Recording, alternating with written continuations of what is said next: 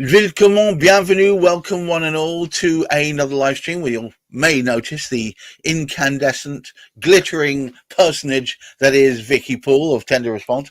Here I am, Gareth of the Many Purple Hats, and today we're talking about all things Tender Response, specifically how to respond to an implementation question. Now, I'm a bear of little brain, so Vicky Poole, first of all, what is an implementation question?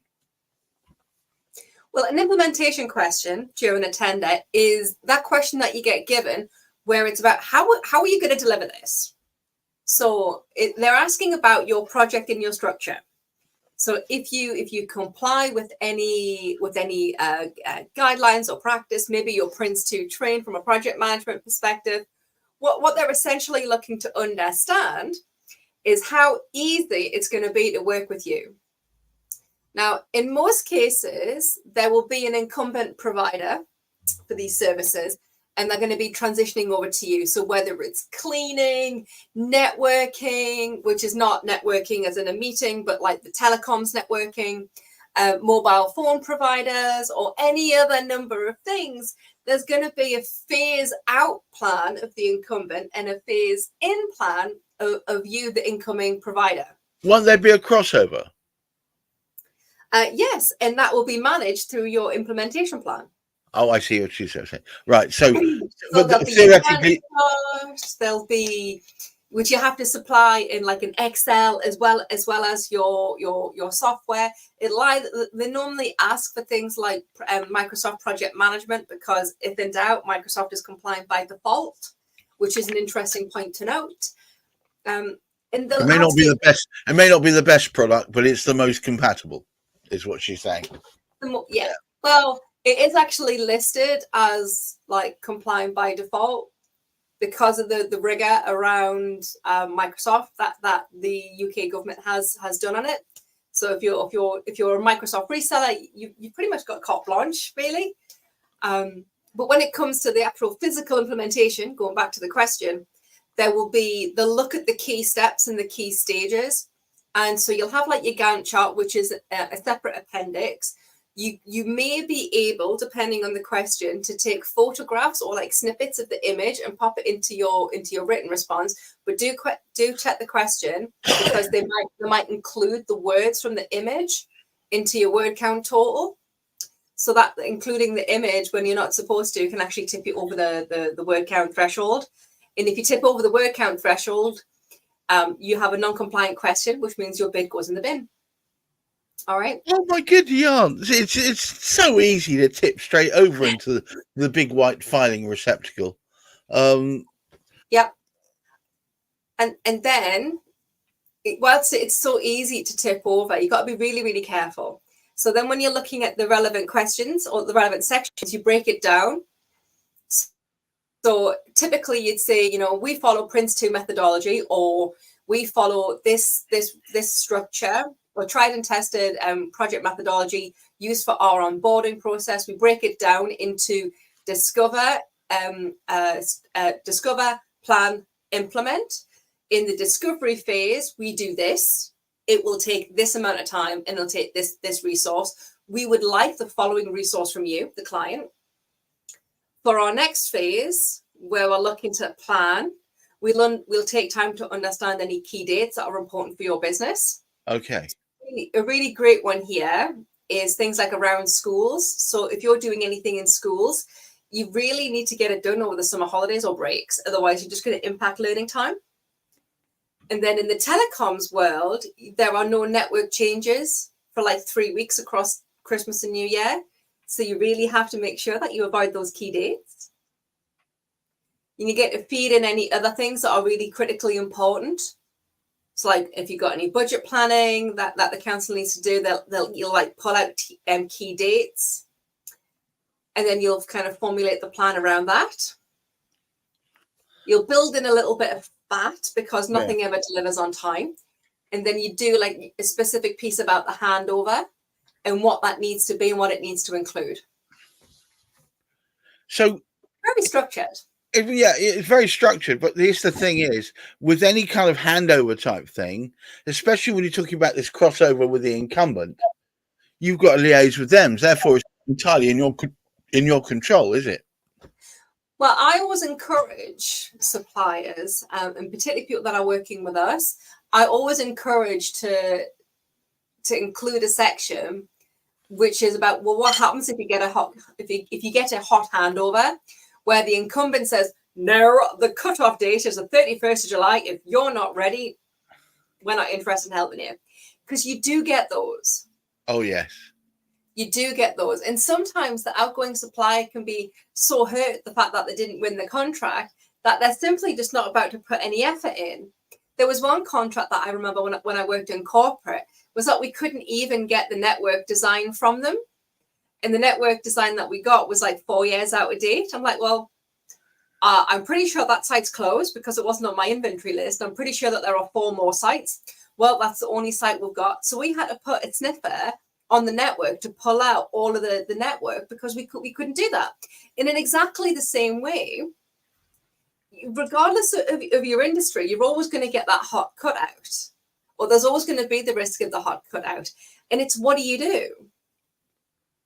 There are some clients that can onboard inside of 2 weeks, but what if you get 3 days notice? Right. Yeah, exactly. I was putting in a mimic room with an old comms client, and they literally sent us over what they called their base diagram, which was hand drawn.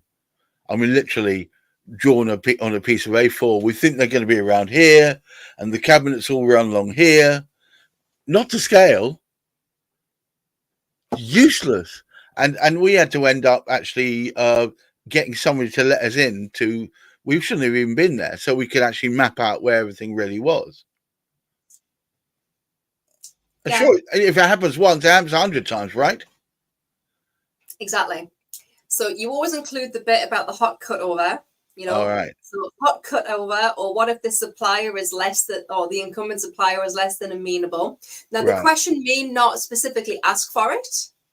I would always include it, because even if you're really tight on word count, that like maybe sentence or two, 20 words, 30 words, it can demonstrate the fact that you're thinking about it and that you haven't expanded that section sufficiently because you've been tight on word count.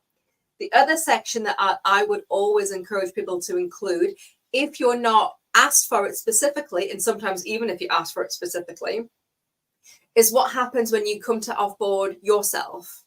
So at the time of our contract ending, what we will do is this. We will maintain all of our documentation up to date, and it will be accessible in this location and from this person. So for example, it will be available in your client, in the client shared drive area, fully accessible by you, the customer, at all times. Right. And it will be maintained once a month by the service design operator. I would recommend using like a shared drive for that sort of thing, because it means that you only have to give them one link, and then the onus is down to them to check it, rather than you having to keep sending them updates. It's always being updated there. Yeah, okay. So any more tips that help with that sort of implementation stuff? Because it's always going to hit. You think it's all going to be as smooth as glass, and when you actually get down to it, you realize there are bits missing, or bits not where they said they were going to be, or bits that should be there that aren't. Well, something that typically isn't always asked for, but you should always include it, is your risk matrix. Now, what's a risk matrix, Vicky? What's a risk matrix? Well, a risk matrix is all the things that could go wrong on the project and how much you've thought about them. Right. So funnily enough, since we've had COVID in the last 5 years, you know, there being a worldwide pandemic where everyone is forced to work from home is now a risk that most businesses have on their risk log, because it wasn't before and now it is. Now, typically, all of your project management team will have a list of risks that are unique to your industry and to your product. So if you work in construction, you know, they're going to be very different risks to if you work in facilities management. And they're going to be very different risks than if you work providing IT support. You know, so you're going to have your own risks. And then you drop the relevant ones in and say the top 3 risks that we would expect on this project on based off of our experience of delivering similar projects, will be 1, 2, and 3. And here are our mitigating factors. Now, for neatness, I always recommend to put that in like an Excel like table, because then it stands out from the body of the text and you can be much more direct with your response. And there's always a line in there to say a full inclusion of our anticipated risks for this and similar projects have been included in the response. Because you generally, I've only ever seen one tender where you haven't had the ability to attach a bid management document. A project management document in the bid section. Yeah. What do they have? They you had to write it in by hand. No, they had a 4,500 word question. Right. Yeah. Wow. Let me tell you that took more than one cup of tea to write that bad boy. I hate it when they do that, because usually they're asking what is a fairly clear-cut answer, but they give you 4,000 words when only 100 will do. Well, actually, we were tight on word count because we couldn't include any documents. So we had to talk through the Gantt chart. We had to talk through all of the risks. How do you talk through a Gantt chart? Because you would talk about things that were happening in parallel. Oh, okay. That's hard. That's hard. I mean, a Gantt chart, for anybody who doesn't know what a Gantt chart is, a very visual, horizontal medium, like a horizontal histogram almost, but shows where things start and stop and where they overlap with each other, so you can see where the contingencies are. It's a very visual medium. Trying to talk through that must be a nightmare, frankly. Oh, that's why it was 4,500 words. Would have been easier if they could have included an attachment. We could have probably done that in about 1,000 words if we could include a Gantt chart with the response, a project management document with our risks. It would have been a lot easier. Exactly. So that's it. But normally you are allowed to attach pictorial information like that and so on, or a PDF. Usually, yeah. And this is really important, because implementation. So the implementation question is usually somewhere between 20 to 25% of the marks. So if you fluff up this question, you fluff up your bid. So your bid will rest on this. Oh. So depending on your industry. So no stress there then. So depending on your industry, you get two big questions. You get the implementation piece, which is 20 to 25%. And then again, depending on your industry, it's either how your solution meets the scope of requirements or how your business meets the scope of requirements.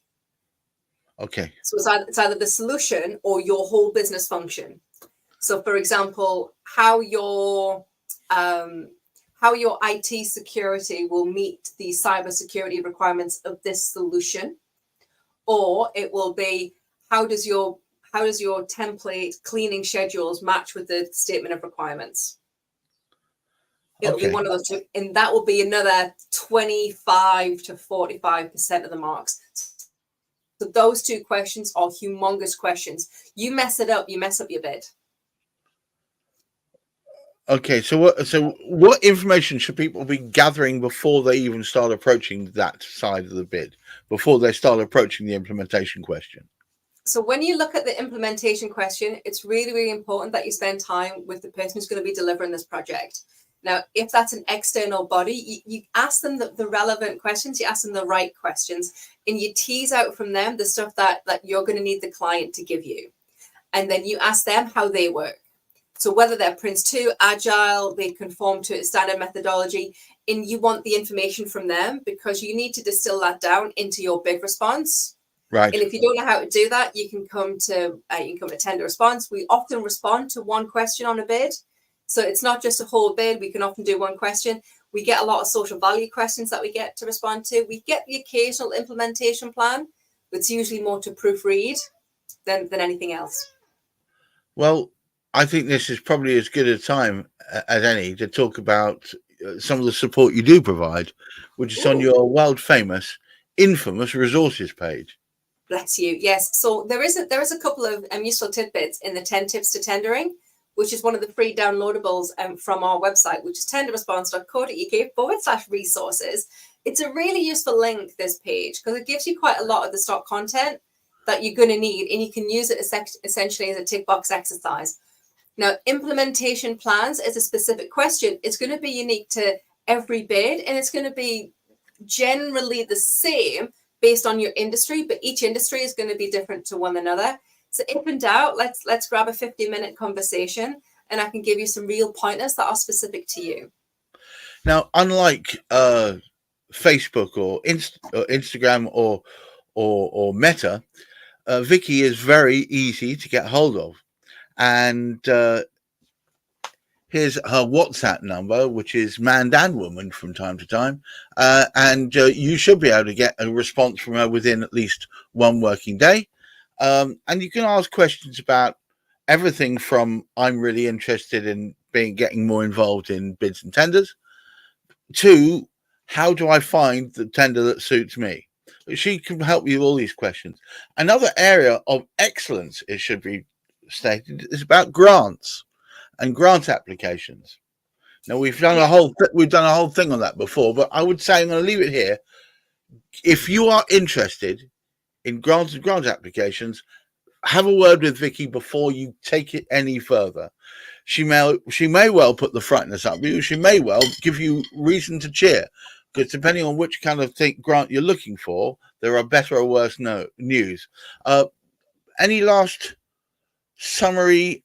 Any last little tidbits? Yes. So nothing really on implementation questions. We've done that one to the death. We do have a free grant training webinar coming up on the 14th of August. It'll be 11 o'clock in the morning. We're going to be announcing that in the next 24 hours. So I'll be sure to tag Gareth in, and we can share it out throughout the community. Perfect. All right. Well, look, as ever, Vicky has bamboozled yet and then straightened me out. It seems that implementation doesn't have to be a ball ache, as long as you do a little bit of preparation and make sure that everybody knows what they're supposed to be doing, and present, if you can, that all-important Gantt chart. Thank you once again, Vicky, for that. And to anyone watching, remember, she is available on this. You can either call her. I recommend sending her a WhatsApp message first. Just explain what it is you're about. And if you want to have a phone call, then at least she's forearmed. She has a team behind her now. So there are a lot of bid writers, a lot of bid writing, and she has got the capability to help you out of your nookiest cranny, as it were. Anyway, until next time, I want to thank you all for listening. And with my new favorite strapline, which is keep your feet on the ground, but keep reaching for the stars, and look after that mental health. Bye-bye now. Thanks, everyone.